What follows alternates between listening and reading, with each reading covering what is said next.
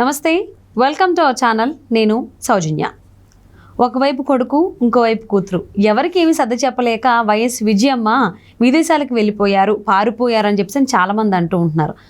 నిజంగానే విదేశాలకు వెళ్ళారా లేకపోతే ఇండియాలో ఎక్కడో దాక్కున్నారా అని కూడా చాలామంది అభిప్రాయపడుతున్నారు. దీనికి సంబంధించి మనకు క్లారిటీ ఇవ్వడానికి, వారి విశ్లేషణని మనతో పంచుకోవడానికి ఈరోజు మనతో పాటు ఉన్నారు senior journalist, senior political analyst CS Rao garu ఉన్నారు. వారితో మాట్లాడదాం. నమస్తే సిఎస్ రావు గారు. వైఎస్ విజయమ్మ అటు కొడుక్కి ఇటు కూతురికి సర్ది చెప్పలేక విదేశాలకు పారిపోయారు, లేకపోతే ఎక్కడో దాగుండిపోయారని చెప్పి చాలామంది చెప్తూ ఉన్నారు. మాటలు ఆ కైండ్ ఆఫ్ కథనాలు వస్తూ ఉన్నాయి. సో కానీ ఇప్పుడేమో విదేశాల నుంచి ఆవిడ ఒక మెసేజ్ పంపించినట్టుగా వార్తలు వస్తున్నాయని మీరు అంటున్నారు. అసలు ఏంటిది డీటెయిల్స్? ఒకటి ఏంటంటే, విజయమ్మ విదేశాలకు వెళ్ళారా లేదంటే ఇండియాలోనే దాక్కున్నారా అనేది ఇవన్నీ కూడా స్పెక్యులేషన్స్. విజయమ్మకి ఇండియాలో ఉండి దాక్కోవాల్సినటువంటి అవసరం ఉండదు. ఎందుకు ఉంటుంది అంత దాక్కోవాల్సిన అవసరం? అలాగే విదేశాలకు పారిపోవాల్సిన అవసరం కూడా ఉండదు. నాకున్నటువంటి సమాచారం ప్రకారం ఏంటంటే, షర్మిల కొడుకు పెళ్లి జరిగింది కదా, కొడుకు పెళ్లి జరిగినప్పుడు ఆ కొడుకుకి ఆల్రెడీ పెళ్లి చేసిన తర్వాత వాళ్ళు ఉండేది యుఎస్లో ఉంటారు. సో యుఎస్లో ఉంటారు కాబట్టి వాళ్ళు యుఎస్కి వెళ్ళిపోయారు. వాళ్ళతో పాటు కొత్త జంటతో పాటు ఈవిడ కూడా వెళ్ళారు అనేది ఒకటి వినిపిస్తుంది. పనిలో పని ఏంటంటే, సమయం సందర్భం కూడా ఆవిడ చూసుకున్నారు. ఈ ఎలక్షన్లో అటు షర్మిలాకి చేయాలా లేకపోతే జగన్ చేయాలా అని అర్థం కానిటువంటి పరిస్థితుల్లో ఆవిడ జనరల్గా ఉంటుంది. కూతురు కావాలా కొడుకు కావాలంటే ఒక తల్లి తేల్చుకోలేరు కదా. ఇద్దరు కావాలనుకుంటారు కానీ ఒకళ్ళు కావాలని అయితే అనుకోరు కదా. ఇప్పుడు జగన్మోహన్ రెడ్డి సైడ్ వెళ్ళి ప్రచారం చేస్తేనేమో షర్మిలకు కోపం, షర్మిల తోటి వెళ్ళి ప్రచారం చేస్తేనేమో జగన్మోహన్ రెడ్డి కోపం. ఇలాంటి పరిస్థితుల్లో ఆమె ఎలాగైనా వచ్చినటువంటి అవకాశం కాబట్టి రాజారెడ్డితోటి వెళ్ళిపోయింది. రాజారెడ్డితోటి విదేశాలకి వెళ్ళి అక్కడ ఏదో కొత్త జంటతోటి కొన్ని రోజుల పాటు కొత్త కాపురాన్ని చూద్దామని యాంగిల్లో ఆవిడ వెళ్ళారని చెప్పి ఒకటి వినిపిస్తుంది. ఇంకోటి ఏంటంటే, మామూలుగా చెప్పేది చాలామంది చెప్పేది ఏంటంటే, సరే వెళ్తే వెళ్ళారు, ఇప్పుడు జగన్మోహన్ రెడ్డికి గులకరాయి దాడి జరిగింది కదా, ఈ గులకరాయి దాడి మీద సంబంధించి కనీసం ఫోన్ అనే చేయాలి కదా ఆవిడ. అసలు ఫోన్ కూడా చేయాలి, పరామర్శించి ఈవెన్ నరేంద్ర మోడీ కూడా ట్వీట్ చేశాడు. కానీ విజయమ్మ మాత్రం అసలు సైలెంట్గా ఉండిపోయారు అనేది ఒకటి. ఇప్పుడు ఆవిడ కనుక నిజంగా ఫోన్ చేసి పరామర్శించినట్టయితే లీకులు అయితే ఇచ్చింది వాళ్ళు. విజయమ్మ ఫోన్ చేసింది, విజయమ్మ బాగోగులను తెలుసుకుంది, కుమారుడి బిడ్డ బాగోగుల్ని తెలుసుకుందని చెప్పి లీకులు ఇచ్చిండే వాళ్ళే. అక్కడ తాడేపల్లి నుంచి లీకులు వచ్చిండే, అది సొంత మీడియాలో కూడా వేసుకునే వాళ్ళే. ఎందుకంటే విజయమ్మ తమ వైపే ఉంది అని చెప్పుకోవడానికి. ఇప్పుడు విజయమ్మ ఇటువైపు ఉంది, షర్మిల వైపు ఉందా, జగన్మోహన్ రెడ్డి వైపు ఉందా అనేది క్లారిటీ లేదు కదా.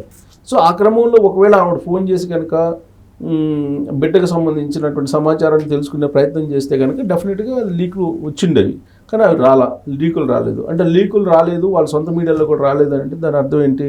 ఆవిడ ఫోన్ చేసి ఉండదు అనేటువంటి ఒక అభిప్రాయం సహజంగా కలుగుతుంది. ఇంకోటి ఏంటి, కొంతమంది సోషల్ మీడియాలో ఆవిడ అమెరికా నుంచి వస్తే ఇక్కడ ఏం జరుగుతుందో తెలుసు, అందుకే ఆవిడ అమెరికా నుంచి రావట్లేదు అని చెప్పి సెటైరిక్గా కొంతమంది చెబుతున్నారు. ఏం సెటైరీ అంటే, ప్రతి ఎన్నికల్లో ఎవరో ఒకరు బలి కావాలి. 2000 అసలు వైఎస్ఆర్ కాంగ్రెస్ పార్టీ పుట్టిందే రాజశేఖర రెడ్డి చనిపోయిన తర్వాత ఆ చావు మీద నుంచి పుట్టింది. తర్వాత 2019 ఎన్నికల్లోనేమో వివేకానంద రెడ్డి మర్డర్ జరిగింది. కాబట్టి ఈసారి ఏంటి అనే దాని మీద కూడా ఆలోచిస్తున్నారు, అందుకే రావట్లేదు అనేటువంటి యాంగిల్లో చెప్తూ, గతంలో ఆమె ప్రయాణిస్తున్నటువంటి కారు కూడా టైర్లు పగిలిపోయినాయి, తర్వాత చిన్న చిన్న ప్రమాదాలు కూడా జరిగినాయి.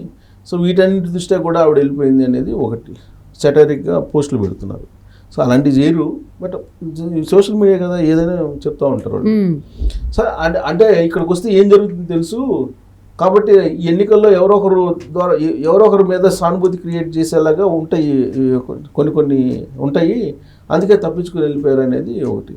ఈ స్పెక్యులేషన్స్ అన్ని ఎందుకు వస్తున్నాయి అంటే, రాజశేఖర రెడ్డి బతుకున్న రోజుల్లో కూడా అసలు రాజశేఖర రెడ్డిని కొట్టాడని జగన్మోహన్ రెడ్డి ఇలాంటివన్నీ వచ్చాయి స్పెక్యులేషన్స్. తర్వాత ఆయన కోపం వస్తే కనుక టీవీలు పగల కొడతారు, లేకపోతే చేతులు ఏది ఉంటే అది పగల కొడతారని ఇలా రకరకాలు చెప్పుకుంటారు. వాస్తవాలు ఏందో మనకు తెలియదు.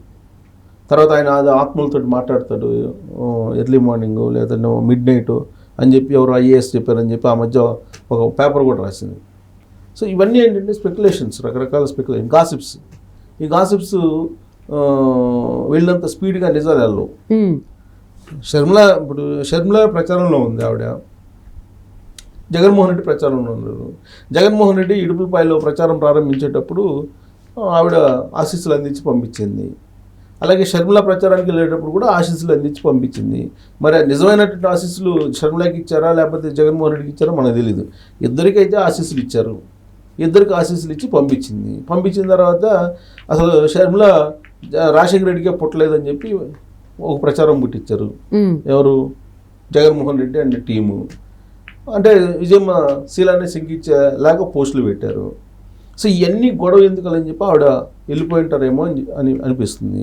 ఇదంతా ఇలా ఉంటే గత 2 రోజుల నుంచి ఏం చర్చ జరుగుతుందంటే, విమలారెడ్డి ఉన్నారు కదా, మేనత్త, జగన్మోహన్ రెడ్డి మేనత్త, ఆవిడేదో ఫోన్ చేశారు, బిడ్డకి ఇటు దెబ్బ తగిలింది, బిడ్డకు దెబ్బ తగిలినప్పుడన్నా నువ్వు రావాలి కదా, బిడ్డని రాయి తీసుకుని కొట్టారు వేరే వాళ్ళు, అదే ప్రచారంలో ఉన్నప్పుడు, కాబట్టి బిడ్డకి ఇంత జరిగినప్పుడు నువ్వు పరామర్శించకుండా నువ్వు రాకుండా ఉంటే ఎట్లా అంటే, నేను రానని చెప్పి ఆవిడేదో చెప్పారు ఫోన్లో. ఆడికి వస్తే ఏం జరిగిద్దో నాకు తెలుసు, అందుకే నేను రానని చెప్పి చెప్పారని చెప్పి ఇంకొక స్పెక్యులేషన్స్ పోస్టులు హల్చల్ చేస్తూ ఉన్నాయి. ఎందుకు చేస్తూ ఉన్నాయంటే, ఇప్పుడు అసలు విమలారెడ్డి ఏమో వీళ్ళ మీద, సునీతారెడ్డి షర్మిల మీద రాజకీయపరమైన దాడి చేస్తున్నారు. అసలు మీరు వివేకానంద రెడ్డి మర్డర్ జరిగినప్పుడు నిజంగా విమలారెడ్డి రెస్పాండ్ కావాలి. ఎందుకంటే సొంత బ్రదరు విమలారెడ్డికి.